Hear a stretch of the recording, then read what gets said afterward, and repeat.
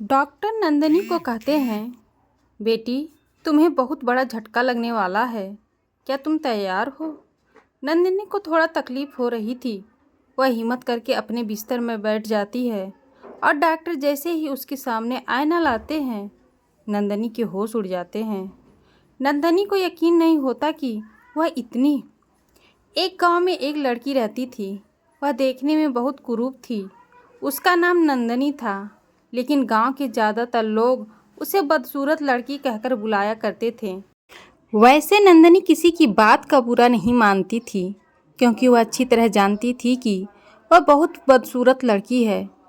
नंदनी बड़ी हो चुकी थी और अब उसके घर वालों को उसकी शादी की चिंता सताने लगी है, क्योंकि नंदनी दिखने में बिल्कुल सुंदर नहीं थी।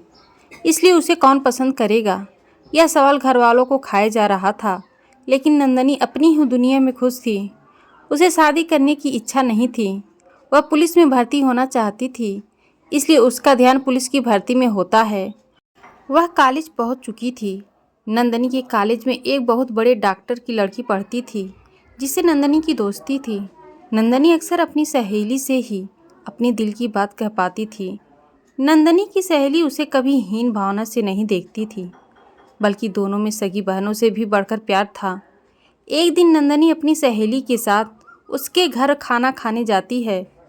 घर में नंदनी की सहेली के माता पिता उसका स्वागत शाही अंदाज में करते हैं और नंदनी के खाने के लिए एक से एक उत्तम व्यंजनों की सजावट करते हैं। खाना पीना होने के बाद नंदनी अपनी सहेली के साथ जाकर उसके कमरे में बैठ जाती है और कुछ घंटों की गपशप के बाद नंदनी अपने घर वापस आ जाती है। नंदनी के मामा उसकी शादी के लिए एक लड़के का रिश्ता लाए होते हैं, जो बैंक में गार्ड के पद पर नौकरी करता है। नंदनी पुलिस ऑफिसर बनना चाहती है और इसलिए वह शादी के लिए तैयार नहीं थी। वह अपने माता पिता से रिश्ते के लिए मना कर देती है, जिस वजह से नंदनी के मामा जी नाराज होकर चले जाते हैं। नंदनी के माता पिता उसके ऊपर बहुत गुस्सा होते हैं और उसे खरी खोटी सुनाते हुए कहते हैं कि कलमुही कलूटी कहीं की, तेरी सूरत देख के तो वैसे भी कोई शादी नहीं करेगा। अगर कोई फंस रहा है तो अपना बंदरिया जैसा मुंह बंद रख कर, ताकि तेरी शादी हो सके। और नंदनी दुखी होकर अपने कमरे में चली जाती है और रोने लगती है। नंदनी अपनी किस्मत को कोसते हुए सोचती है कि इस ज़िंदगी से छुटकारा पा लूँ तो सब खुश हो जाएंगे। लेकिन वह साहसी लड़की थी, इसलिए आत्महत्या का विचार उसके दिमाग में ज़्यादा देर नहीं टिकता और वह अपने आंसू पोंछते हुए अपनी पढ़ाई में लग जाती है। अगले दिन नंदनी कॉलेज के पुस्तकालय से कुछ किताबें लेनी थी, इसलिए वह कॉलेज खत्म होने के बाद अपनी सहेली की लाइब्रेरी जाती है। लाइब्रेरी में एक लड़का नंदनी की सहेली को एक गुलाब के फूल के साथ एक कागज़ देता है, जिसमें नंदनी की सहेली के लिए कुछ शायरी लिखी होती है। नंदनी की सहेली उस लड़के को वह कागज़ वापस लौटा देती है और कहती है, मुझे इन सब बातों में कोई दिलचस्पी नहीं, कृपया दोबारा मेरे साथ ऐसी हरकत मत करना। और दोनों वहाँ से चली जाती हैं। वह लड़का उसे अपनी प्रेमिका समझने लगता है और वह उसे एक तरफा प्यार करने लगता है। अगले दिन दोनों सहेलियाँ अपने क्लास में बैठी होती हैं। अचानक वही लड़का दोबारा उनके सामने आकर बैठ जाता है और फिर से नंदनी की सहेली को प्रपोज करता है। लेकिन इस बार उसे लड़की एक जोर थप्पड़ मारती है। लड़का कुर्सी से नीचे गिर जाता है। क्लासरूम में छात्र छात्राओं की भीड़ लग जाती है। सभी के सामने लड़की का थप्पड़ पड़ने से उसे बहुत बेइज्जती महसूस होती है। वह गुस्से में क्लासरूम से बाहर चला जाता है और अब वह अपनी बेइज्जती का बदला लेना चाहता था। इसलिए वह एक फैक्ट्री से मैनेजर के जरिए पैसे देकर तेजाब की व्यवस्था करता है और कॉलेज की छुट्टी होने के समय गेट के पास खड़ा हो जाता है। जैसे ही नंदनी उसकी सहेली वहां आते हैं, वह लड़का अपने पीछे तेजाब छुपाकर उनके सामने आ जाता है और नंदनी से वहां से दूर जाने को कहता है।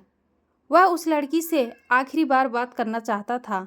तब नंदनी थोड़ा दूर हटने लगती है, लेकिन जैसे ही नंदनी की नज़र खोलते हुए तेजाब पर पड़ती है तो वह अपनी सहेली को ज़ोर से चिल्लाते हुए भागने को कहती है और वह लड़का तेजाब उस लड़की के चेहरे पर फेंक देता है। लेकिन नंदनी उस लड़के को धक्का दे देती है, जिससे तेजाब नंदनी के चेहरे में आ गिरता है। तेजाब चेहरे में पड़ते ही नंदनी दर्द से छटपटा उठती है और चीखने लगती है। वहाँ उपस्थित भीड़ उस लड़के को पकड़ लेती है और पुलिस के हवाले कर देती है। नंदनी का पूरा चेहरा तेजाब से झुलस चुका था। उसे अस्पताल लाया जाता है। नंदनी की सहेली को नंदनी के लिए बहुत बुरा लग रहा था, क्योंकि नंदनी पहले से ही अपने चेहरे को लेकर दुखी थी और तेजाब की वजह से वह भयानक दिखेगी। नंदनी के साथ हादसा होते ही उसके माता पिता अस्पताल आ जाते हैं। वह अपनी बेटी को तकलीफ में देखकर रोने लगते हैं। नंदनी की सहेली उन्हें दिलासा देते हुए कहती है, आप चिंता मत करिए, सब ठीक हो जाएगा। नंदनी बहुत बहादुर लड़की है। उसने मुझे बचाने के लिए अपने चेहरे पर तेजाब ले लिया।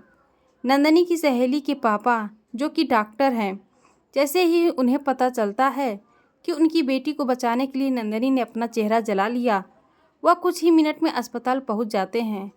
और अस्पताल पहुंचते ही डॉक्टर अपनी बेटी से मिलते हैं और नंदनी के मेडिकल टेस्ट की रिपोर्ट देखते हैं। वह नंदनी को अपने हॉस्पिटल ले जाने की प्रक्रिया पूरी करते हैं।